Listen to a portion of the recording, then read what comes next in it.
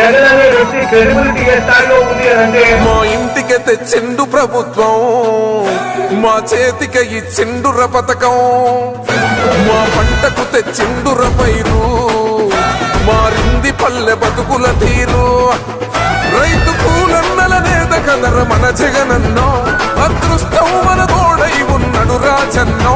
మీ కుట్రలకు నిందలకు లొంగడు జననేతరా, జెండలు జత కట్టడమే మీ ఎజెండో, జనగుండల గుడి కట్టడమే జగను ఎజెండో. బలిరా బలి బలిరా బలిరా, పులి వెందులలో పుట్టిందా పులిరా.